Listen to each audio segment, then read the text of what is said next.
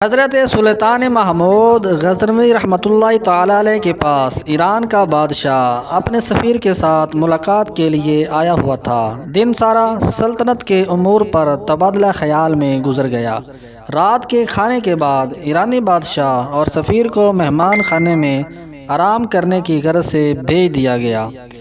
سلطان محمود غزنوی رحمۃ اللہ تعالی علیہ خود بھی مہمان خانے میں ایک الگ خیمہ نما کمرے میں ٹھہرے تاکہ مہمانداری میں کوئی کمی نہ رہ جائے۔ تقریباً نصف رات کے بعد سلطان نے اپنے خیمے کے باہر کھڑے غلام کو آواز دی، حسن! اس نے پانی کا لوٹا اور خرمچی اٹھائی اور خیمہ میں داخل ہو گیا۔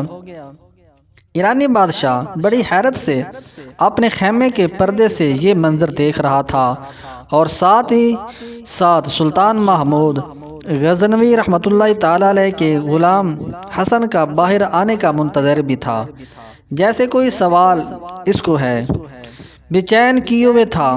جیسے ہی حسن سلطان کے خیمے سے باہر نکلا، ایرانی بادشاہ نے اسے بلایا اور پوچھا، جب سلطان نے تمہیں آواز دی حسن تو تمہارا حق تھا پہلے پوچھتے، جی کیا حکم ہے آقا؟ تم بنا پوچھے ہی پانی کا لوٹا اور خرمچی لے کر سلطان کے خیمہ میں چلے گئے ہو سکتا ہے کہ سلطان کو کسی اور چیز کی طلب ہو۔